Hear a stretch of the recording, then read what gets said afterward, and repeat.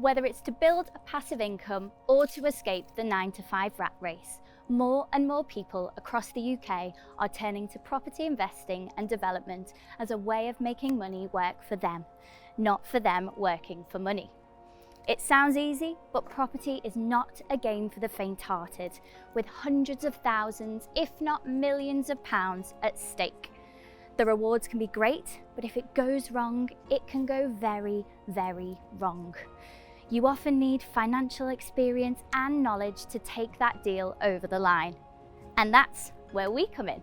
In this series, we give budding property developers the chance to pitch their deals to our 5 seasoned property professionals: John Howard, Helen Chorley, Paul Mahoney, Nicholas Walwork and Ranjan Bhattacharya, or who we call our property investment angels. Our contestants are in with the chance to walk away with the backing of someone who will bring both finance and experience to the deal. Will our angels be sending them up to the penthouse, or will they be heading straight for the basement? I'm Elizabeth Warburton and you're watching Property Elevator.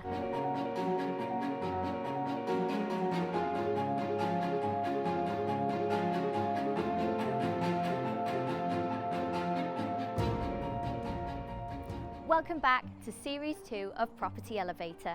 There's been millions of pounds worth of deals happened over the last few days with some very happy property investors. I can't wait to see what's in store for today.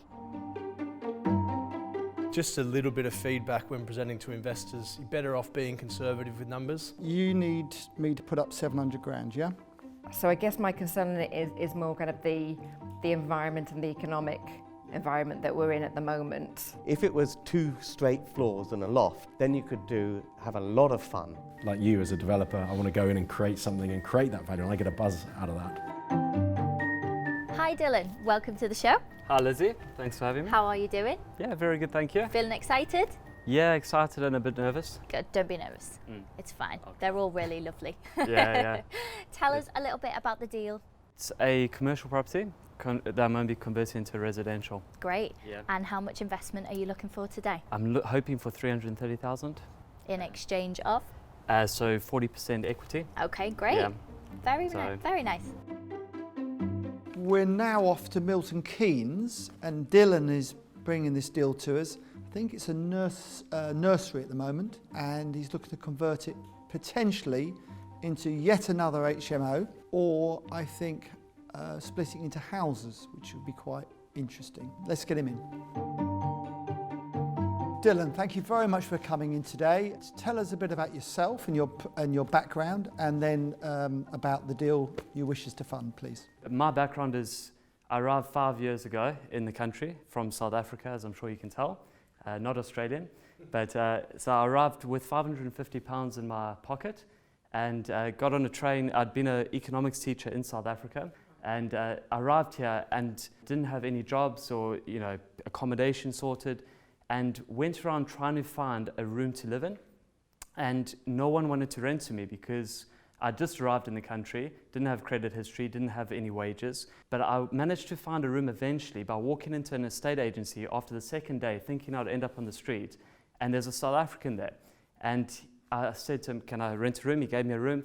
And I said, how did you do what you did with property? And he told me, and I said to him, I'll work a day a week for free. What I want to know is what you know. I don't need money from you. And so he allowed me to do that. And it turned out he ran the Northampton property meet. He told me to do 20,000 leaflets. I did 22,000 leaflets, and I got a lease option deal. And that was my first deal about 3 years ago. And from there, I've worked on joint ventures, raising private finance. I've managed to build it up to a £2.4 million portfolio. With this property deal, it's a property in Milton Keynes where I'm currently living, and I've managed to, so it's on for 500,000 we can secure it for. The cash that's needed is £250,000. The plan is to convert it into a 10-bed HMO. The cash flow of that should be about £3,000 net profit per month. There's planning permission that's lapsed. So the plan is to try and get planning for it, and there are 3 options in the second stage. So the first stage will be refinancing at 6 months as a 10-bed HMO, and that will leave £180,000 in the deal. Within 18 months, apply for the planning permission from day one, and build either an extension, so get 6 bedrooms more, which will push cash flow up to 4,700 per month, or else to build a house and sell that, and that would get, release all the initial cash back to you as an investor, so you have no money left in the deal. Cash flow would be a bit less, obviously, compared to holding it, but you would have all your cash out. And the third option would be to convert into 4 flats, and that would actually release an extra £70,000 on top of your money coming out. So we'd have £70,000, and I'd propose that we reinvest that and source another deal and refinance that money into a new deal. So first of all, your story is incredibly humbling and well done you, fantastic. Ditto what John said there, really incredible story, well done, and it just shows that if you apply yourself, success can be taught. You can learn from other people, having good mentors is important, and doing hard work to understand how to do these things is critical. I'd say one of my main expertise is commercial to residential conversions, and specifically micro studios and HMOs. So He's this not is the only one, by the way. This is a nice, a nice unit. I like it. I'm interested really on your market valuation initially, your stage 1 refinancing. Yeah. What is that a refinance of? Stage 1 would be refinancing again, a commercial valuation, so as a 10-bed HMO. And what is it now? Currently, it's been used as a doctor's surgery. Doctors, so it's D1? Yeah, but it was residential before, got converted into doctor's surgery, and now we're going back. Okay, and the lapsed planning is for a single C3 house? That's correct, yeah. So as you can see on that picture, the planning was for it to come out. I mean, the options we have is to go the other way. So the planning was for physical building works and conversion to a large C3 single dwelling house? Yes, that's correct. Okay, so and you would like to put in, to get this 600,000 valuation, you need to get planning for that again, or something similar to the side? Yep. What's next door, either side? So next door is just a parking lot, and then the next door to the right is another house. So that's all residential all the way up the street. Is it like a residential area? It looks quite leafy, quite a nice area. Yeah. Nice expensive houses. Yeah, you might get a bit of pushback from the council on a 10-bed HMO. There's probably a better way of doing that, which would be maybe 2 flats, and then use C3 to C4 permitted development rights to get 2 6-bed HMOs, because you'd get the first phase of planning through quite easily as 2 flats. The council tick a few boxes. I'm open to that. It's because the main thing you have in Milton Keynes, and the issue you run into in planning with HMOs, is parking. With this property, as you can see, there's parking all the way. Got lots of parking around, which is the advantage. If the neighbours complain profusely, that's where your issue might lie. Absolutely. Politically. Is there an Article 4 direction area in Milton Keynes, or specifically this area? There's an Article 4 across the whole of Milton Keynes. So this is in an Article 4 direction area? That's correct, yeah. Right, so you can't do the C3 to C4 then, obviously. No. So you would need planning. So this is very much an opportunity if you can get planning. What's your target market for the HMO? So young professionals. I mean, there's massive demand in Milton Keynes. And you have, part of your portfolio is HMO already? That's correct. How many previously? What number would this be? 5th HMO. I'm not that interested in HMOs, to be fair, but there might be other angles here, like you said, and I like the fact you brought 3 different angles to it. If we were just to refurbish the existing building and sell it, what could we sell that for? Probably go for about 550. So I'll cross that one off. And what if we did 4 flats? Does that include an extension, or is that just the existing footprint? So in Milton Keynes, quite a few people have done them where you do it almost like a cluster home. Yeah. So you have the 4 flats, you title split it. Yeah. And if you were to just use the extension part to do that, the flats go for about 180. But conservatively, if we saw a drop or correction in the market, if we budgeted 150, sensible. 600. The gross would be 600k. That's for the flat. So with the extension, so building on 4 flats. So you got 4 flats on the extension plus the existing house. Plus the existing house. Okay. Yeah. So if we what could we put the existing house into if it wasn't an HMO? Could we put it into another 2 decent sized flats, or? Yeah, or a semi. Semi, yeah, I like that. And they've got enough garden for semis either side. So we could get 6 units out of it, of which 2 semis and 4. So the gross would be, so the semis what, 250 each, something like that? At least you'll get about 300,000. Well, they're very close to they're going to be close to all the. Let's say 250 each. Just for the sake. So it's 500 plus 600 is 1.1, yeah? I'm not really keen on the HMO angle. It's really the alternative uses that it can be put to. So you've got a D1 use here. And you've talked about planning. So there's likely to be some very attractive alternatives for converting this to residential without the need for planning permission. It's just that we don't know about those yet. They'll be unfolding by the time this gets on air. The problem with this, I think the purchase price is probably a little bit too high. The reason is that the permitted development is going to allow you to do a lot with this within the existing envelope. If it was 2 straight floors and a loft, then you could have a lot of fun. So, and this is the problem I find with many of these sites. You get these D1 sites, and you'd get 2 floors and a roof for 500 grand, and then you get basically 1 floor with the next floor in the roof, and they still want 500 grand for it. It's almost too nice, really, isn't it? What you can do with it is so limited. I think this is too much money as the purchase price for this type of deal. That's the problem. So if there's any downward scope on that, you may be able to make it into a deal, but I think it's just too much.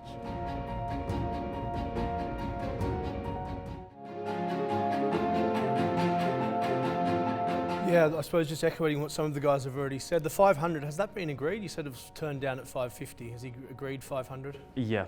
Does there seem to be flexibility on that?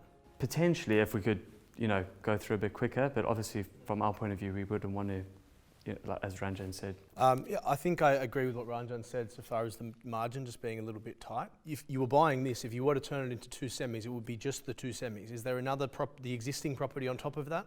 Well, that's the option we have to build another 4 build flats. another property. Right, Yeah. okay. And what would your preferred, so you've given kind of various options, what would your preferred option be? Doing the 10-bed HMO and then having the 4 flats, because then you've got a bit of diversification as well. So if the HMO market turns, the flats I think is where the future's going, yet there is such a high demand for young professionals in HMOs. So from a cash flow point of view, it works out quite well, and the refinancing point of view. And have you done an HMO in clearly a very residential area? Predominantly that's where all my HMOs are. It's tantalisingly close to a deal. The problem is I don't think it's quite there. What is the potential of getting planning permission for the extra 4 flats? I haven't spoken to the planners, but I know, from the people I've spoken to have gone through the process, because of the advantage of where we're building, that we're not overlooking anywhere. The thing that we'd have to see is if we built to the left-hand side, that would mean that we're overlooking a parking lot. So it's, from that point of view, I'm pretty confident that we can. Well, the good thing is you've got the parking, because you're going to need 1 for 1 or 1.5 for 1 or 2 for whatever it might be. So long as you've got enough parking spaces there. I mean, I actually think it's a shame because it's almost too nice as it is, and that's why it's still 500 grand. If it looked a dog, it might be 400, and actually at 400, because whatever condition it is, in a way, you're going to have to do it all again anyway to a point. So actually, you're not really benefiting from the fact that it's nice and other people might buy it to make it back into a home. For me, it's not quite good enough. It's not that far away, as long as you know you're going to get the 4 flats. But I'm afraid, as a deal, I wouldn't want to do the HMO particularly. And as a deal, I'd much rather do the 4 flats than the 2 houses. And for me, the price is just a bit too much. So it isn't something I could invest in today. I actually, being possibly the most current HMO micro studio person in the room. I wouldn't say the expert, but I would say you certainly are in the market at the current time. Yeah, thanks, John. Appreciate that. The HMO model is risky on this. I don't actually see it as an HMO model at all. I see the John route, which is get a good extension, get 3 or 4 semis on the site, make sure the GDV on those stacks up. It's done to a good spec, and you can make some money selling those on. Be cautious. This is a word to aspiring investors out there. Don't try and turn everything into an HMO. They don't all work. It's hot property at the moment. Not everything's suitable. Don't try and turn everything possible into an HMO just because it makes a load of cash flow and it looks good on paper. Potentially this one is too risky for that. So for that reason, I'm out, and hopefully that advice might help you going forward looking for better sites for HMO conversion. I would love to back you. Come back with another project and I'll back you. I think one of the biggest things I see with people that do HMOs is, I did it to start with to build up the cash flow. It's when to start doing other things. to get out of the HMO mindset and see other possibilities in property. And I think you're at that stage where you need to sort of broaden your horizons. Commercial to resi is fantastic. I just don't think there's as John said, it's too good. It's not distressed enough. And also, this thing that I say about look for 2 floors and a roof, then you can do so much. The thing about planning permission, I don't like dealing with planners. It's too much of a pain. If this was 2 floors and a roof, under permitted development, you could convert it into 2 houses. And then you convert it into 2 houses, you split it vertically, then both houses come with PD rights as houses. And then you can implement PD on that. And you don't have to consult these planners. So you can do so much without planning. Why go down that sort of route? So, but this is just too nice a property to start with, and there's not enough space to do the kind of sexy things that you can do with these sort of units. So find one that has a little bit more meat on the bone and come back. First off, HMOs aren't really my bag anyway, but I agree that they are forced sometimes, and I think this as a deal itself seems a little bit forced based on what the other guys have said predominantly. So it's not really for me based on that, but great story, and I think you're very investable, so another deal it probably would be for me. You yourself, your story is very compelling. I think you clearly know your area and you clearly have expertise in the HMO space, and it does sound also to me that you're ready to take that next step. I do echo that maybe this isn't exactly enough meat on the bone, not quite the right opportunity, but do come back again with something else. And yeah, no, very interesting to understand your mindset and how you look at these things. Thank you. To sum it up, it needs to be 400 grand. And if it's 400,000, you can flog it on for 500 and not do anything. But thank you very much for coming to see us, and there'll be another series, and we'd love to see you again. By the way, John's absolutely correct. If we're all saying it's not worth 500, then everyone else is going to say that as well. So keep an eye on that vendor, wait another 2 or 3 months, and keep going back to them and saying, is it still for sale? Because no one else is going to buy it at that level. So Dylan, tell us how it went. It went well, got some good feedback, but unfortunately didn't get an investment. Any feedback from the Angels? Yeah, just got to get the price a bit low. Okay. Yeah, so hopefully if I can renegotiate it, leave it a few months, hopefully we can do something with it. Great, so you're going to head back today and reassess your numbers? Absolutely. Demelza, welcome to the show. Thank you. It's great to have you here with us. Can you tell us a little bit about the deal today and what you're after from our Angels? The deal is a period property conversion in St Leonard's, which is in East Sussex. Okay. It's a high-end, I'm hoping to do a high-end refurbishment, and it's a lovely period property that's got lots of original features, high ceilings. I'm planning to install some parquet floor and give it a really high-end finish. How much investment are you after today? I'm looking for a 60-40 split. Okay. And yeah, that's it really. Lovely. Well, good luck. Now we've got Demelza coming in to see us. Demelza is an interior designer and a property investor and developer. I think she's coming to pitch an apartment that needs refurbishing and reselling. What I like about this personally is that I don't have to choose the kitchens, the bathroom, or the colours, because there's an expert that will be doing it. I'm hopeless at picking the colours especially. Demelza. Hello. Welcome. Thank you very much for coming. Have you come up from St Leonard's today, or? No, I live down the road in Do you? Enfield. Yeah. Oh, even better. That's great. Well done. Super. Tell us a bit about yourself and then a bit about the deal, please. So I'm Demelza. I'm a property developer, investor, and site sourcer and interior designer. I've been working in property for about 15 years. I started as an agent. I got the property bug from being an agent. Just been doing mainly residential for the past sort of 12, 15 years, because I've had breaks in between. Mainly working on sort of, I guess what you call vanilla type investments. I did sort of sourcing buy-to-lets below market value, completing full refurbishments, and then sometimes flipping. I've used a few different strategies, so I've bought things that require full refurbishments but have short leases. I love things that have short leases. So do I. And we're going to get on well, you and me. Yeah, initially I started sort of shared houses before HMO legislation came in, and I would rent them as rooms because I sort of mitigated the risk, because if one tenant didn't pay, I still had the rental income from the others. I left that, went on to, like I said, short leases, specifically sourcing those, and then things that often if you find a property that's got short lease, it's usually in a poor state of repair as well. Yep. So I'd had the uplift by refurbishing and increasing the extending the lease. Excellent. So, talking about the deal. So, how did you find it? So, tell us all about it.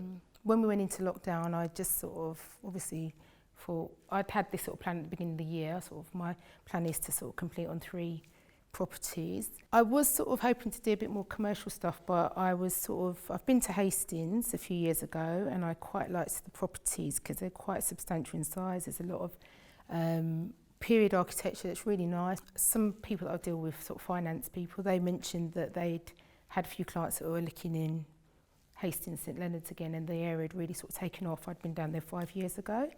So I just took a trip up there and decided to do some viewings. So I did, and I viewed a few, and this property was probably the last one that I looked at. And I quite liked it because it was across the road. If you could look on the road there, there's on that side that we can't see, there's quite a nice building that's just been fully refurbished. I liked it because it was large in size. There is a bit of a sea view. It's like a tiny glimpse bit. or A glimpse. I can tell you used to be an estate agent. Go on. Yeah. Tell us about the deal then. What you're paying for it, what is it worth, and what do you want out of us, please? It was on the market for 150. It had a short lease, and I managed to negotiate down to 135, and they extend the lease Back to its original level. to 125. 125, okay. yes. So in good condition. As an average, those sort of style properties are sort of going for about 210, but in top, high-end finish, they're on the market at sort of 320. The ones opposite are professionally converted or new? Professionally converted. Okay, and they've just all been finished. Yep. So they're coming with a 10-year warranty. They're coming with all the rest of it, all the bells. Yeah. I don't know that actually. Okay. When I say professionally converted, I'd say they're just other developers, probably a bit more with. But they've done like 10 at once or 8 at once. The whole thing's been done, is it? What, as a whole building, Yeah. you mean? No, they're individual Okay, flats. individual. Sorry. Yeah, sorry. Okay. Good. Right. Nicholas, now you know where St Leonard's on Sea is. Yeah. And you pronounced it right more than you did earlier. Go on. Nice little town. They're on the market for sort of up to 320. You said. Yeah. Are they selling for that? Have you got any comparables of actual sales on Land Registry? Well, there is, on the page. You did have a. One of the it's pages. slightly confusing because there's a. I know. Helen and I were chatting a moment ago, and there's quite a range of values there, which, we're questioning how you're adding 150 grand's worth of profit by seemingly just, redesigning the interior and painting it and redecorating it. There's no, from what I can tell, and correct me if I'm wrong, there's no major development work going on. So how are you able to add? So there's 2 questions: comparable. Why are they so different? And secondly, how can you add 150 grand without doing any substantial physical building works or change of use? But I am planning to finish it to a high specification. In addition to that, if you can see from the plan that I have had sort of redrawn, I'm planning to lose the kitchen and create a 3rd bedroom with an ensuite. So there will be 2 ensuites and a additional bathroom. So it'll be 3 bedroom, 3 baths, which might seem a... Sorry, Demelza, just let me jump in there. That 210, is that not for 3 beds though? Well, that's an average, and that was based on... I've got it here, so it just says, so it's 3 beds for the area, the average being 210? That's average condition. Right, yeah, okay. Sorry. It being the average property in the area, is that right? Yeah. Yeah, for a but 3 also... bed, for the finished product. Yeah. Yeah, but it does also say for the average condition.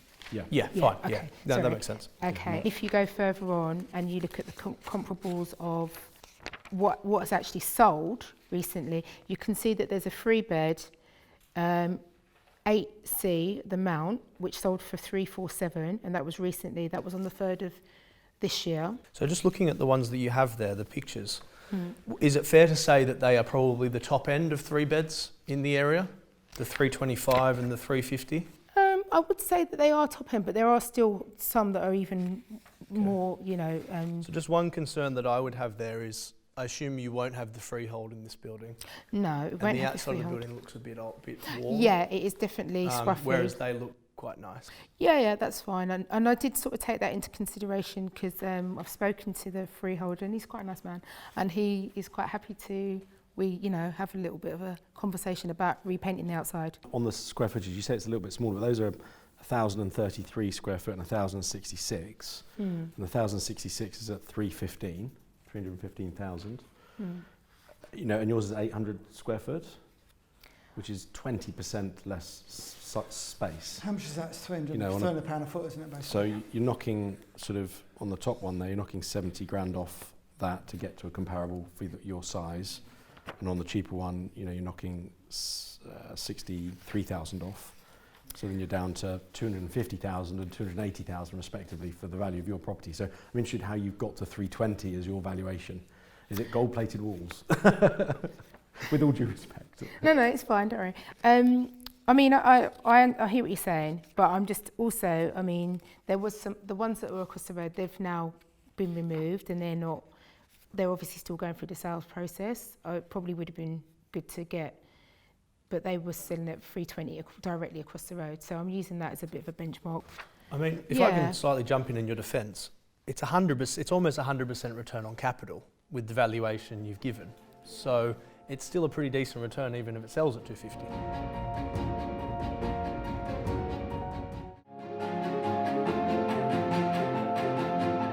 Can I just sort of extend on Nicholas's sort of line here? I get the bung the kitchen in the lounge and make an extra bedroom strategy for increasing rent, but for sell-on, I think it's a slightly different ball game, because when you get into the 3-bedroom apartment market, a lot of expectations are for a garden. And a lot of the comparables are basement, they're maisonette, so it's probably implied, it's not actually said in the comparables, but if you read between the lines at some of the addresses, they probably do have that outside space. And again, square footage is, I get if you were doing this as a rental strategy, you can make more rent by making an extra bedroom. But without the extra square footage, I wonder whether the comparables, because in the UK we have a tendency to say compare based on number of bedrooms as opposed to square footage. Yeah. And that's essentially what you're getting, not number of bedrooms, if that makes sense. Yeah. In terms of the direct comparable that you're talking about, kind of across the road here, so the 320 for £900 square foot, so you've got 355 a square foot there. But if yours is 800, then using that same average, 355, that gives you relatively, 284 I've got it at. So I think a 320 marketing on a 284 price, it gives me a bit of doubt there. Have you got the permission will you get the permission for the freeholder to refurbish it as you wish? Because the lease probably says you need the freeholder's permission. So is that going to be an issue? I can't foresee that being an issue. No, I think he's quite keen to get it. We need it in writing. Is he the owner of the flat at the moment? No. Yeah, he is the owner, yeah. He owns the flat as well? He owns the whole building. He owns the freehold, but does he own this flat? No. Yeah, he owns downstairs and he owns upstairs, But he and I'm doesn't buying the own this middle. one. No, he owns the middle as well at the moment until I buy it. How much is the ground rent? £250 per year. Okay, well, under the new rules, ideally, if you're doing a new lease, it should be 0.1% of the value of the property. So if you're paying 135 for it, it should be 135 quid. That's what it should be. Well, I'm nearly ready to make you an offer. Okay. What sort of deal do you want to do? Tell us. What's the game? What's the deal? Are you putting any money in yourself? Ideally, I would not like to put I'm sure money you. in, I'm sure you because then wouldn't I could want. get No, onto don't blame you. Yeah, I mean, the whole idea is that I'm trying to sort of grow my business now. I'd like to sort of hit the ground running and sort of get cracking with this. Yep. And then be looking for the next deal to get onto. So if I Okay. could, So I'm going to make you an offer. I'll put all the money up for the deal, and I'll give you 25% of the net profit. And I think it's probably worth 275. right. and I want you to use all your skill and ability that I haven't got. I'll get all the building work sorted out. I'll pay for everything, but I need you to put that input into it. Okay? Just a little bit of feedback when presenting to investors. You're better off being conservative with numbers because you put together a great pack which has given us all the evidence, and I think it's going to be, for me anyway, a bit of a turn off to see if the numbers look inflated. Yeah. And that could be a red flag so far as how you operate your business. Not that it is, I'm just saying. Thank you. Great presentation, great pack. I do get there is something in this deal. It's just not the type of deal that I do. I really like you. I really like your story. I love the amount of time, money, and belief in yourself, and that you're dedicating to educate yourself. That's a huge plus for you in my book. Definitely. I love like the detail in this. It would be a little bit too much detail for some investors, like probably not for us, but for some investors to just be mindful. Say for John. Well, I was going to be kind and not say that, but as soon as you've gone there. Thanks. So just be kind of mindful who you're pitching to. Like I say, the numbers kind of bring concern to me. So on this occasion, it's not for me, but I really want to follow your journey and see what you do. So I definitely like to stay in touch, and Jen, I wish you well with everything. I think you've done great pack. As Helen said, it's probably a bit too much information to digest and read through, but lots of information there. When you do comparables, make sure they're real and genuine comparables. So there's a bit of a learning lesson there, I'd suggest, in presenting 3 or 4 comparables rather than so many. Yeah. Make sure they're very accurate, and then compare them on the price per square foot basis as well. I'd love to work with you. I don't think this deal's for me, and I think you would work really well with John. And I think you've got an incredible offer from John, and you couldn't have a more formidable business partner. So I'm going to step back and declare myself not investing today, but thank you for coming in. Oh, thank you. Thank you, everyone. I really appreciate that. Thanks for the advice. And I'll keep the presentations a bit simpler in future. And thank you, John, as well. Appreciate it. Are you going to accept his offer? That's the big question. There's an offer on the table. There for you. That's the offer. All right, okay, well, I'll accept then, that's fine. Sure? Okay. Yeah, that's fine. Great. Thank you very much. Great. Excellent. Well done. Excellent. Thank you. So did we have a deal? We do, we have a deal. Fantastic, congratulations. Thank you. Who went for it in the end? It was John. Okay. And he's offered me a 100% funding, and we do a profit share. Okay. So, yeah. So you're very happy? positive. Yeah, really happy. Good. Emmanuel, welcome to Property Elevator. It's great having you with us. Thanks for having me. So tell us a little bit about your deal. So I've got a 9-unit new build scheme in Purley, Croydon. Okay, Just got planning permission just over 2 weeks ago, lovely. and I'm looking for an investment of around about 700,000. Brilliant. Okay, well, good luck.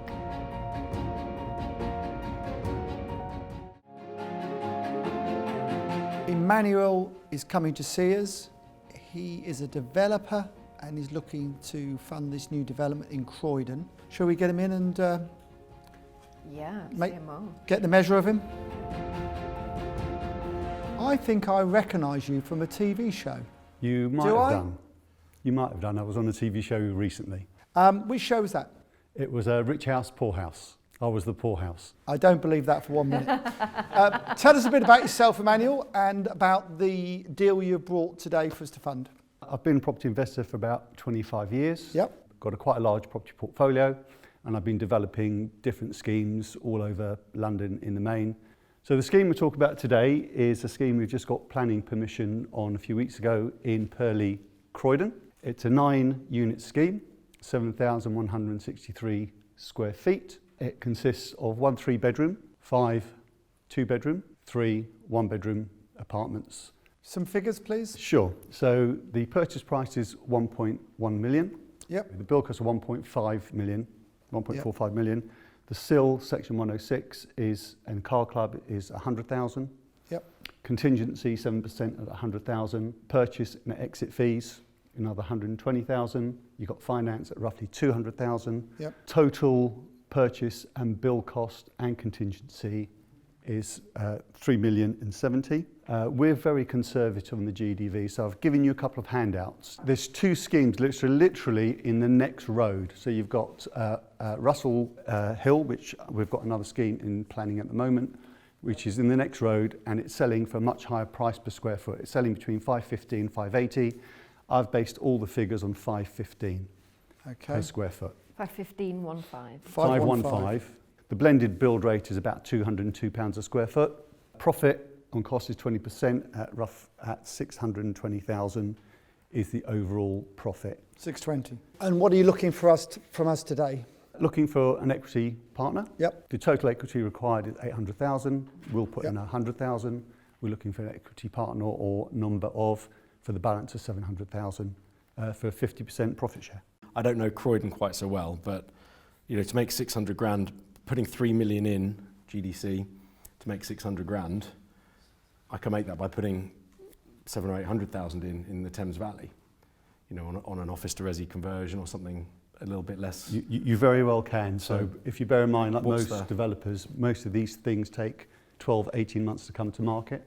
So you base your numbers on where the market was at the time. The figures were higher. I've revised them down to where they are now. Sure, okay. So this is realistic for now? It's realistic for now. But when we first did it, the GDV was just under 4 million. One thing I'm always nervous on is when I see steps, external steps, because I always think that signifies extra costs. And if you look here, you've got, you know, it's a beautiful design, don't get me wrong, but you've got, you know, steps up from obviously the garden, and you're obviously building the car stacker is where the steps go up. So is that natural ground falling down, or are you having to dig anything out? No, that's the natural ground so progression. you're using the natural undulation to do it? Correct. Did you try and get a basement level in this? With the ground, you could obviously have windows at the rear. No, Potentially get another floor. we haven't done that. We've done a few basements. I don't like them. They take extra time, money. I agree entirely with you. So learn once, don't Absolutely. do the same thing again. I think it just depends on the area though, doesn't it? I mean, I know a lot of areas You're in London okay where... from Mayfair. Yeah, Correct. I mean, I look up at Radlett and you know, the people are going 3 or 4 stories down there because the price of land is so high. What, in Radlett? In Radlett, yeah. A I'm lot out of of people doing touch. those developments there. So, I mean, Croydon is, you know, probably not as expensive as there, but I guess it comes down to the numbers, doesn't it? If you're prepared to take that extra risk, it probably doesn't work. Radlett and Croydon prices aren't a million miles away. Actually, in Radlett, the price per square foot now is about 650 to 675. I know the area pretty well. I live there. Okay. Oh, you live there? Right, okay. So There's the there you clue. go. So you know of these developments, I I'm know sure. some of the actual developments. I know some of the very big builders there as well. And what's the time frame on this? It's going to be 12-month build, 6-month marketing, but I always say allow 24 months. You definitely never know what the market's going to be. You don't know if another COVID's going to be there or another Brexit, or there's always something. I agree entirely. And selling the last unit's your profit. I suppose my biggest concern would be the profit is less than 10% of percentage of the GDV. So is that right? 620 profit on 6.4 million GDV? The cost is 3,070,000. Right. The GDV is 3,690. So it's 20% on cost. Right, okay, all right. Sorry, I misunderstood that. Yeah. And again, I've been very conservative. I could have come in here with inflated figures, but that would be wrong. Yeah. So, it's, you know, when you're doing a development, from all the years of experience, you always undervalue because you just don't know where the market's going to go. If it goes to the figures where we think it is, it's just extra profit. If Exactly, and that was my point, is obviously the market's relatively good in Croydon at the moment. It could come down by 10% and that, yeah, fine. And I've done a sensitivity analysis of 10% increase in build costs, 5% down in GDV, and there's still a profit of 300,000 even on those particular figures.